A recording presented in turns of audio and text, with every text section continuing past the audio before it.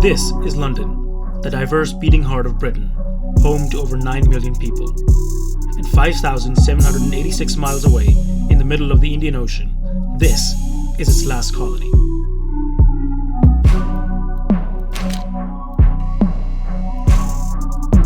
The Chagos Islands, a name that might not immediately ring a bell for many, yet it holds a history steeped in colonial exploitation and ongoing legal battles. This is a story of displacement, environmental devastation, and a fight for justice that continues to this day.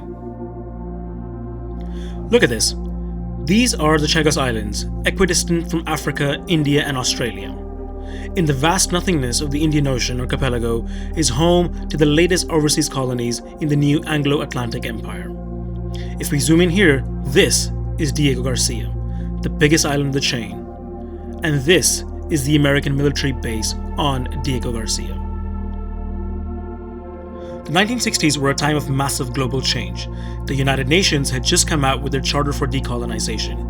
Many oppressed nations of the world fighting for their freedom had just become independent. And it was a time for rejoicing, and new nations were born, ushering in a new free world. Or so we thought. The 60s also brought with it the Cold War. The US had exploded on the geopolitical scene as the new hegemonic power, and they were busy expanding their military influence across the world during the Cold War. Beginning in February 1964, the UK and US began secret talks about a military base in Diego Garcia. The US wanted a territory for strategic advantage, where they could manage their military interests from Middle East, India, and Australasia. Located in the center of the Indian Ocean, the Chagos Archipelago provided a potential staging force for operations in Africa, the Middle East, the Indian subcontinent, and Australasia. Diego Garcia, the largest of the Chagos Island, was central to the UK-US bilateral agreement concluded in 1966. This agreement provided that the UK would procure the land and the USA would finance, construct, and operate the planned defense facilities. The UK's outlay was compensated by a secret $14 million markdown on the Polaris missile technology shared by the USA, which enabled the UK to maintain its nuclear deterrent. In 1965, the Mauritians agitating for their independence were strong-armed into letting the Chagos Islands be excluded from the territory for what was to be an independent Mauritius. In the first of dubious legal mechanisms, the Mauritians were paid £3 million to legally classify the Chagos Islands as a purchase. This was done to circumvent the United Nations Charter on Decolonization. This paved the way for the British government to finally establish their latest overseas colony on 8th November 1965, called the British Indian Ocean Territory.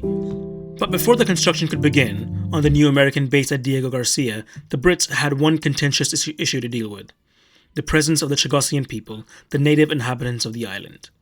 The Americans, wary of their past experiences in the Caribbean, requested the new partners to ensure that the main island be depopulated, and the overzealous British establishment went a step further.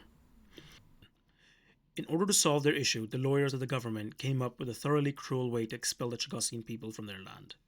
The UK government purchased the copper plantations, the main source of income for the islanders, in 1967, and declared that the entire population of the island were just contract labourers.